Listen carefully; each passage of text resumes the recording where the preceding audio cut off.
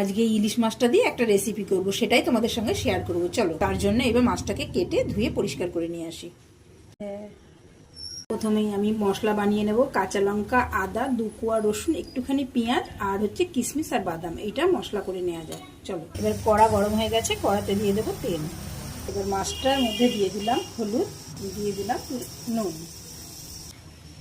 এইবার তেল গরম হয়ে গেছে, তেলের মধ্যে আমি মাছগুলো ভেজে নেব। মাছগুলো ভাজা হয়ে গেছে, এবার মাছগুলোকে আমি তুলে নেব। এবার এই তেলেই আমি ভেজে নেব কয়েক পিস আলু। আলুটাকে আমি আগে থেকে নুন হলুদ মাখিয়ে রেখেছিলাম। আলুগুলো লাল লাল করে ভাজা হয়ে গেছে, এবার আলুগুলো আমি তেল থেকে তুলে নেব। এইবার আমি পেরেস্তার জন্য পেঁয়াজ কেটে রেখেছিলাম, পেঁয়াজগুলোকে ভেজে নেব লাল লাল করে। পেঁয়াজ পেরেস্তাটা ভাজা হয়ে গেছে, এবার আমি এটাকে তুলে নেব। এই তেলেই আমি দিয়ে দেবো আগে থেকে করে রাখা মশলাটা। এবার এর মধ্যে দিয়ে দেবো পরিমাণ মতো নুন আর দিয়ে দেবো সামান্য পরিমাণ হলুদ। কালারটা সুন্দর আসার জন্য, যেহেতু আমি কোনো ফুড কালার ইউজ করবো না, তাই দিয়ে দেবো একটু কাশ্মীরি লঙ্কার গুঁড়ো।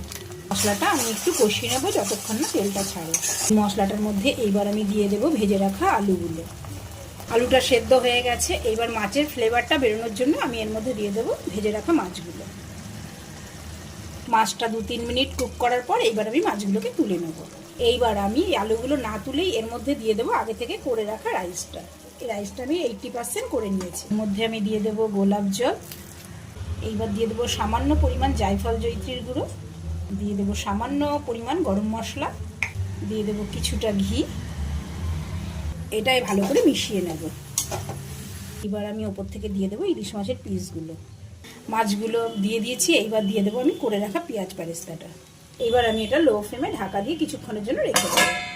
এই দেখো ফ্রেন্ডস, তৈরি আমার গরম গরম ইলিশ বিরিয়ানি। তোমরাও এইভাবে বাড়িতে ট্রাই করো। খুব সাধারণভাবে করলেও এটা টেস্টটা কিন্তু অসাধারণ হয়।